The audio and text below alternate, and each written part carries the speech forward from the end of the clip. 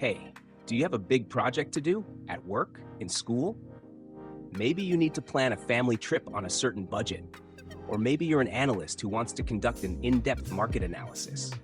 What would help you most?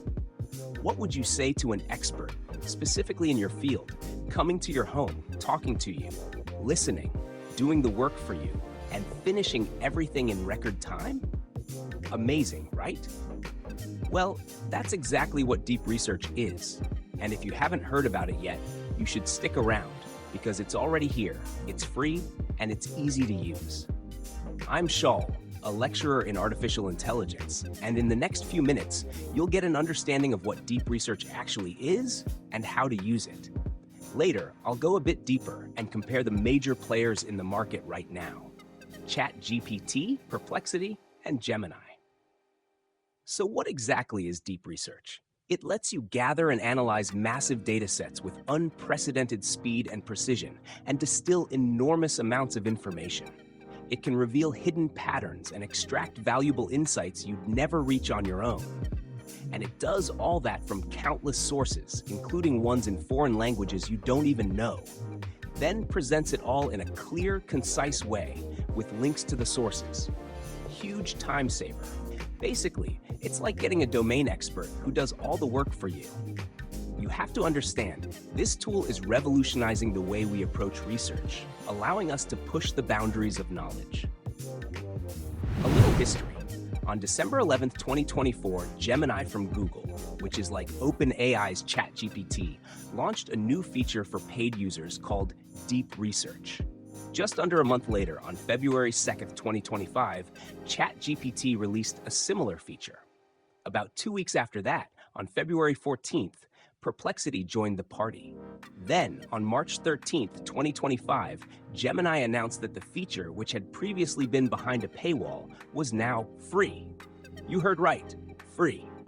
So let's jump into Gemini's website. In the box at the bottom, we see the prompt. What's a prompt? That's where we write what we're asking the AI to do. By the way, I also run a separate session on how to write good prompts in a simple and easy way. You can find me online, and I'd appreciate it if you subscribed. Okay, so let's first see how it works without the deep research option. Now, I'm deliberately picking a simple example that doesn't need the heavy lifting capabilities of deep research. For the sake of simplicity, I'm writing in English, but anyone can use whatever language suits them. So let's write a prompt. It's to who was the 10th President of the United States?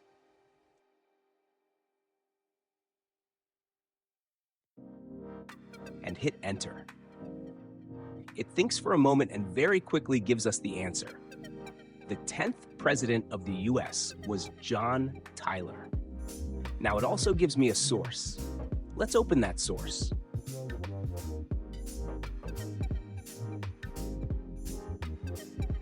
This isn't just some random source, it's from Britannica, which is reputable.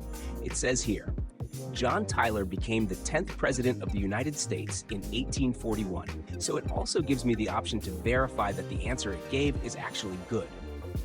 Great. Now, as you can see, there's an option here for deep research. I click it. Notice, by the way, the little plus icon disappears and becomes disabled. See this plus that lets you add images, files, or connect to Google Drive? As soon as you activate deep research, it gets disabled. Let's now run the same query using deep research and see what happens. Same exact question that previously took just a few seconds.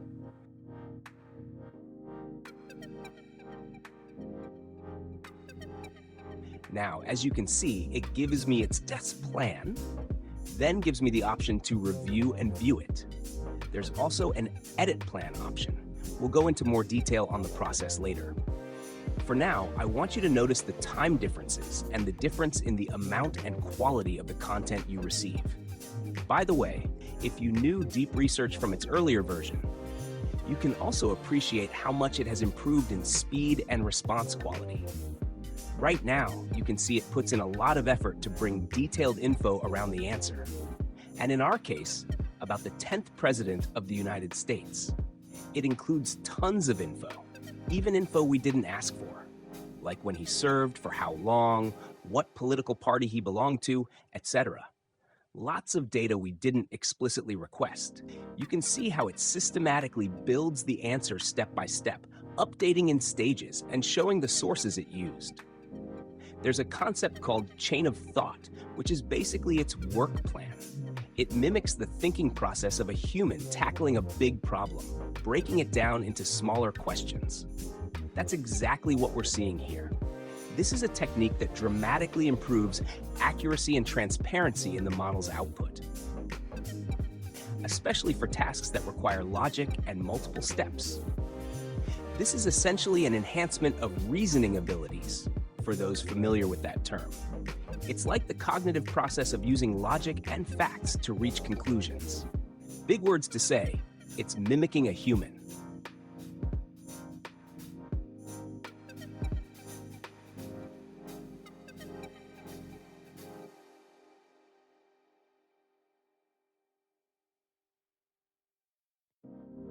And we got our answer. Who was the 10th president of the United States? As you can see, that's the answer. But it gave us all of that. So what did we see? That the same answer with deep research can take a lot longer. What does that mean? If you just have a simple question, there's no need to use deep research's full power. You can use simpler tools and still get a good, correct answer. Let's do another example. This time, we won't choose deep research. We'll enter a prompt asking for the last 5 Walt Disney films that were already released in theaters. Let's run it. This one shouldn't take long.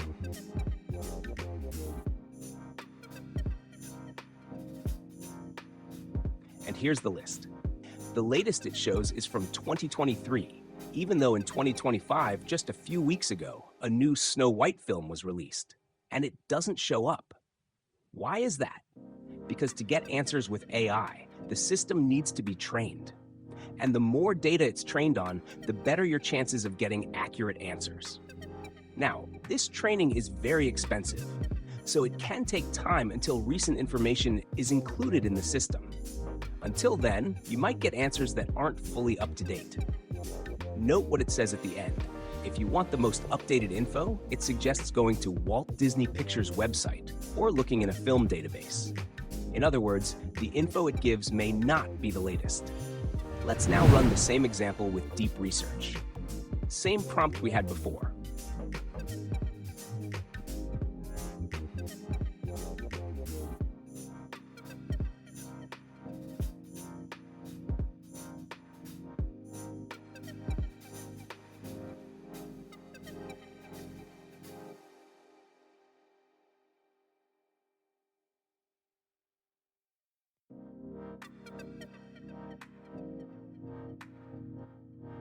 And voila, here's the result. It gives a summary. And here's a table. And look, there's Snow White, released just a few days ago, March 21st, 2025. What did we see? That with the deep research option, we get the most updated information. Okay, so let's now look at an example that is more suitable for using deep research. Now, the example will be much more complex and will require accurate answers. And I'll also want Gemini to check itself during the processing of the answer. At the end, I'll want a list of the sources it used so I can go over them myself and verify their reliability. So we'll go to the Gemini website and click on the Deep Research option.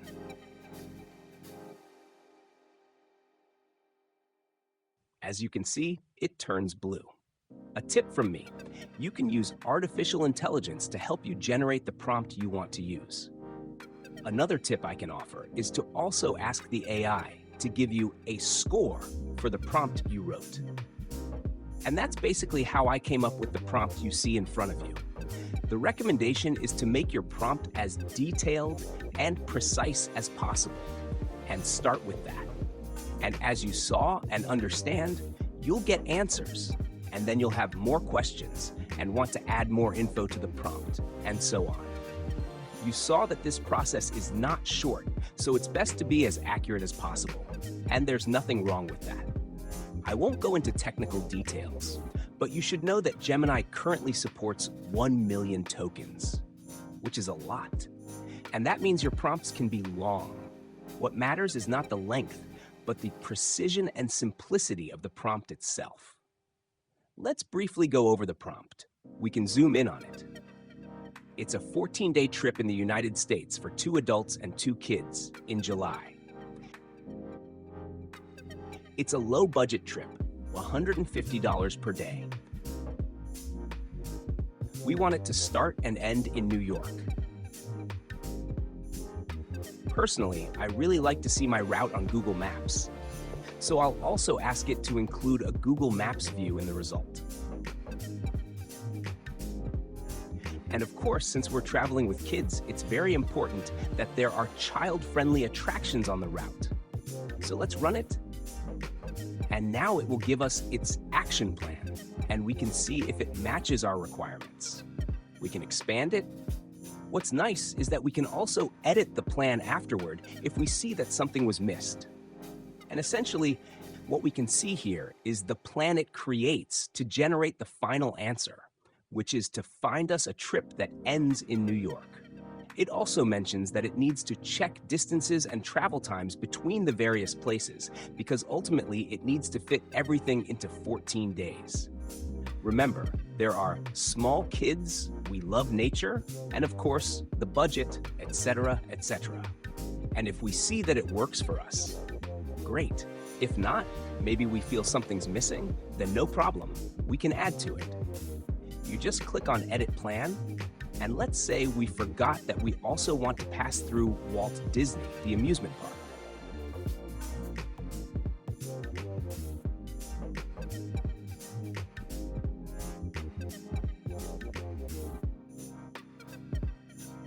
Now you can see I accidentally wrote Walt Disney, and I want to make sure that in its planning, it understood I'm referring to the theme park, not the person. So let's look at its work plan and see if it really added our change the way we wanted.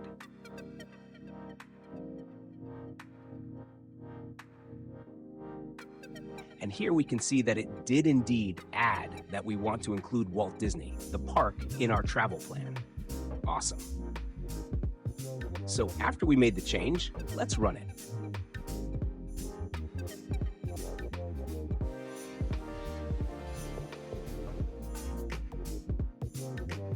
You can see at the top, it gives us some kind of selection.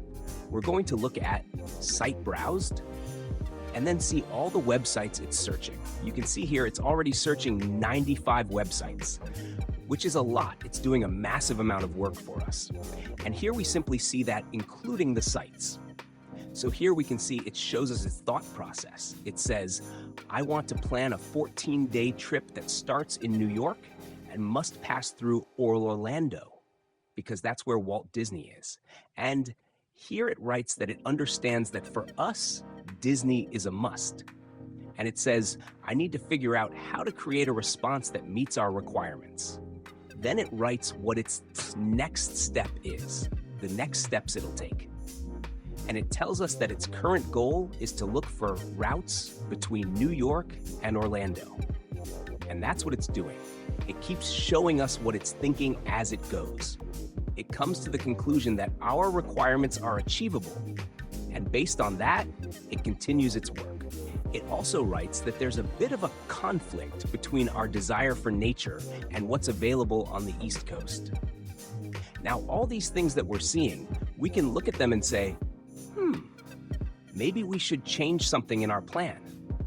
Maybe it's totally wrong in what it's thinking. Maybe it missed something.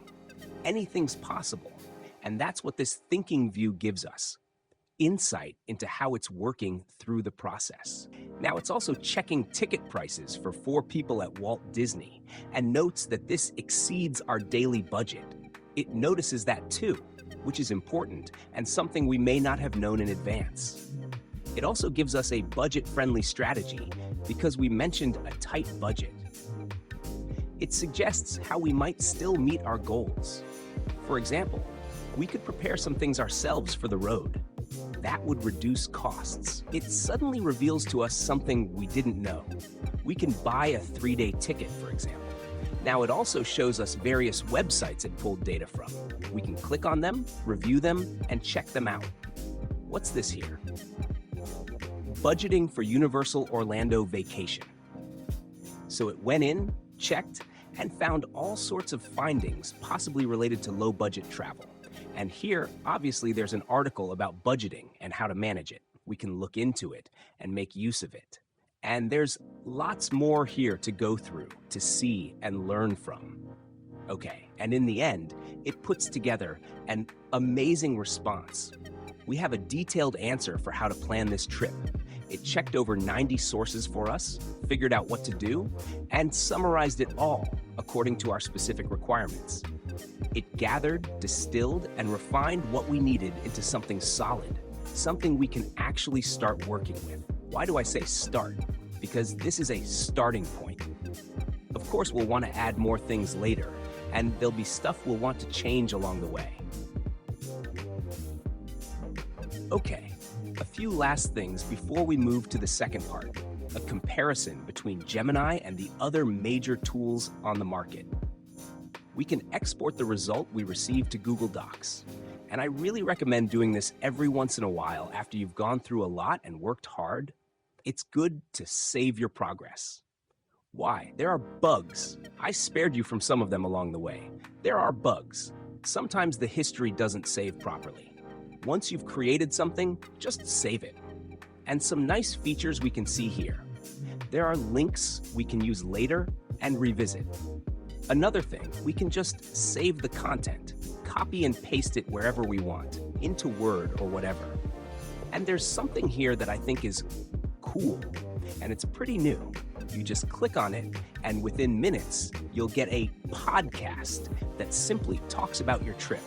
You can sit back and listen to two people talking about the trip you just planned. All right, so we got a really fun one today. A listener wrote in with like a real challenge, a real deep dive kind of thing. Yeah.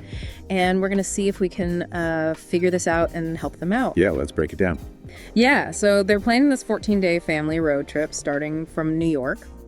And they want to hit all these different spots along the East Coast. You know, they want mountains, beaches, forests, national parks. Oh, and also Of course. they want to try and squeeze in a Disney World trip to Orlando too. Classic. Yeah, all within like a pretty tight $150 a day budget for like food and lodging for the whole family. Ambitious for sure. So that's our source material today.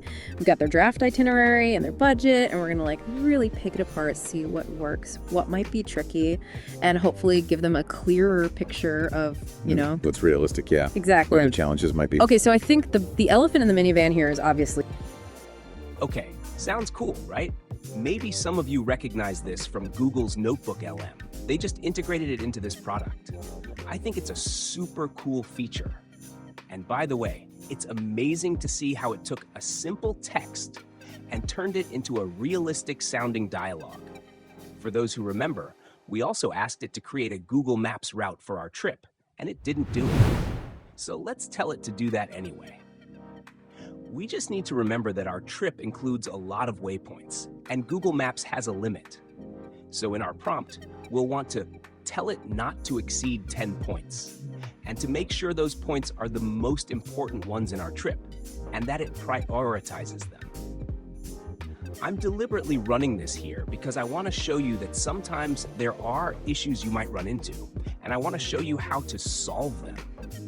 So this is the prompt I created, and then it asks me, as we already know, if it can proceed with those requirements. We tell it yes, and then it gives us some answer. Let's open it and see what the response is. And the answer is something else. It's nice, interesting, detailed, but not what we wanted. It's not Google Maps. So what can we do? Let's see.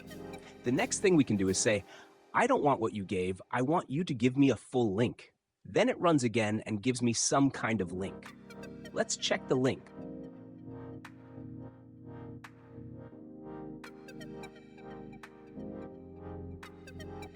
We run it and we get something that's not valid. So let's try to tell it to improve that. I say the link you gave me doesn't work. I want you to validate it before you give it to me, please. And only then give me the answer. here we can see the answer it gave. Note that some of it is blue, some is black. Doesn't matter. We'll take everything inside the parentheses.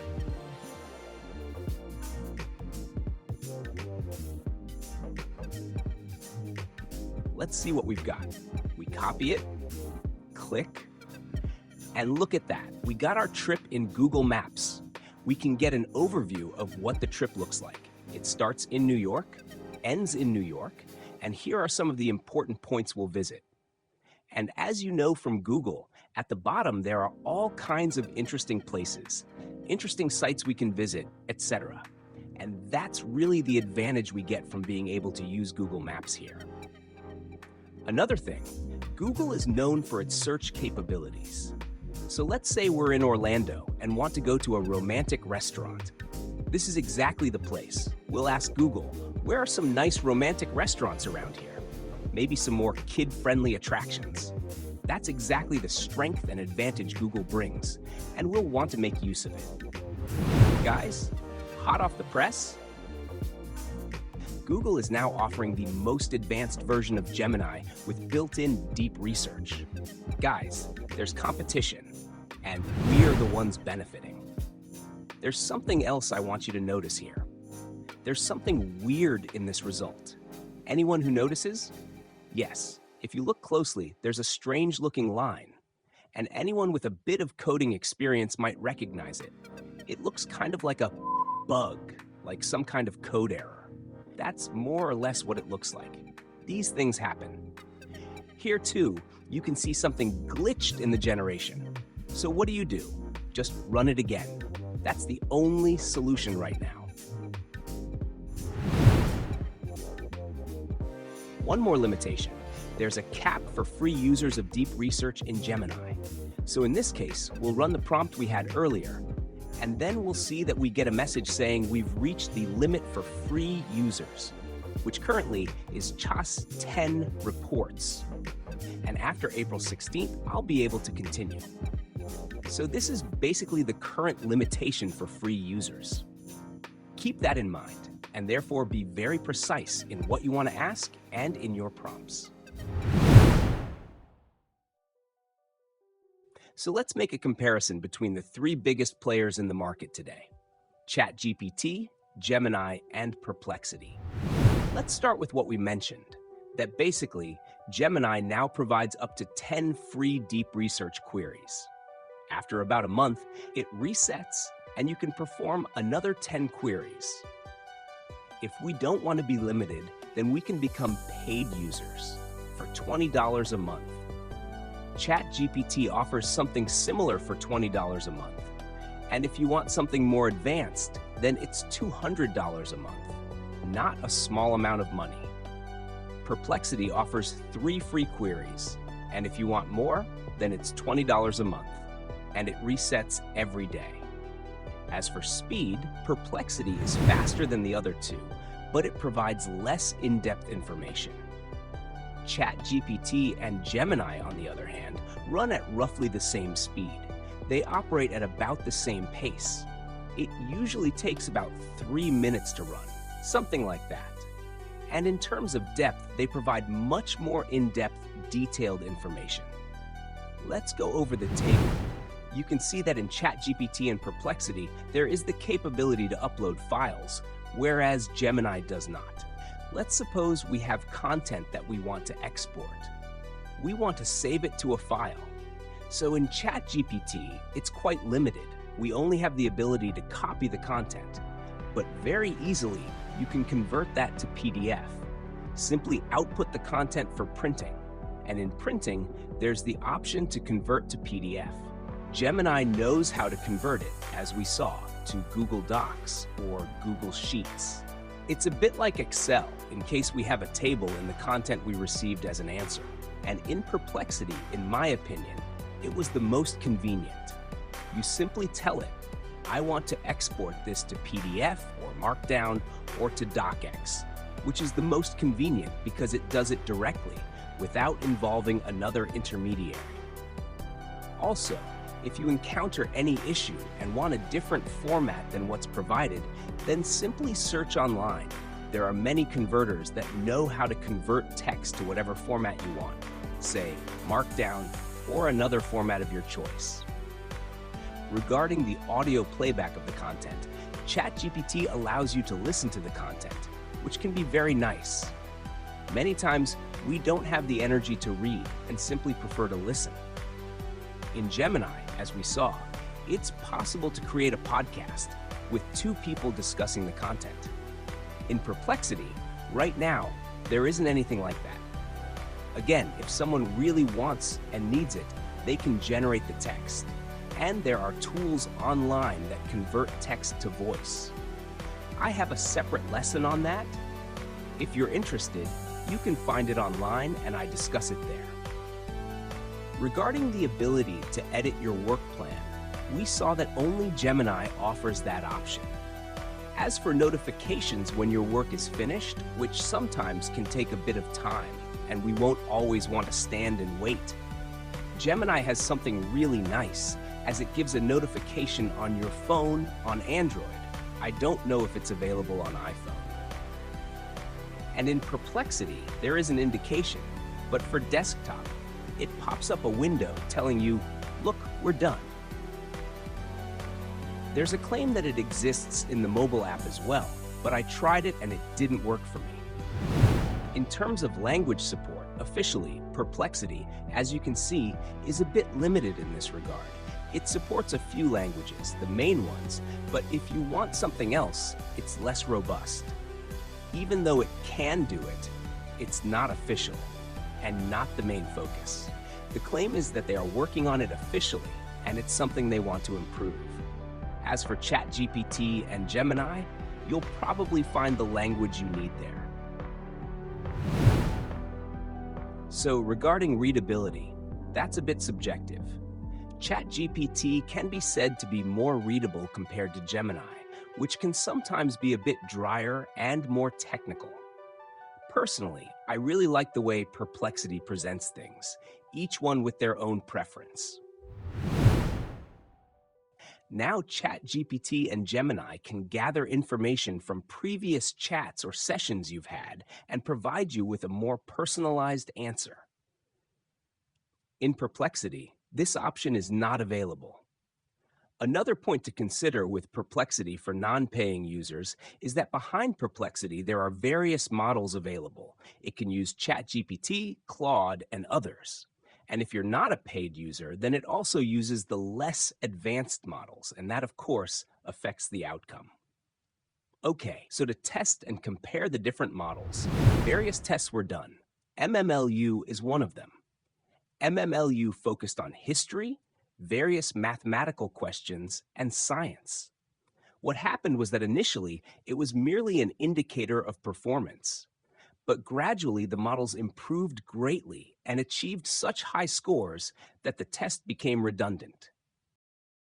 SimpleQA, the graph I'm showing you here, is from Perplexity. I tried to verify what's written here, but I couldn't. I took various questions. SimpleQA consists of various, very specific, straightforward questions. I tried running them on all the different models and got the correct answer, so I don't know. Maybe the graph shown here is just outdated and doesn't reflect the tests I ran.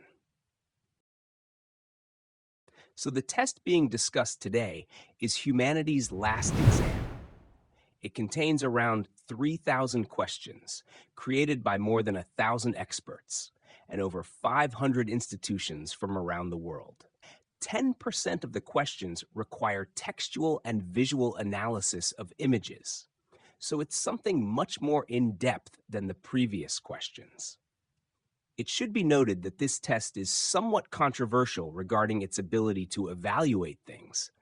But for now, people are talking about it, and we can see the graph and the results, which are relatively low, showing us that currently, compared to academic experts in the field, the AIs answer much less accurately. But of course, it's evolving at a rapid pace, and they'll close the gap. Okay, so I've laid out here the important features of the different models related to deep research. The final choice comes down to personal preference. Some might prefer one over the other, some might choose based on it being free, and others who require many queries will likely upgrade to the paid version. Each model presents the results in its own unique way, and ultimately, it depends on what you prefer. Just run it, see how it looks, and whichever one you feel most connected to, use that. Every model has its own advantages and disadvantages. Each person will decide. The models can even be combined. It's all good. Everything works. I hope you enjoyed it. See you. If you liked it, I'd appreciate it if you could like and subscribe to receive the most up-to-date content.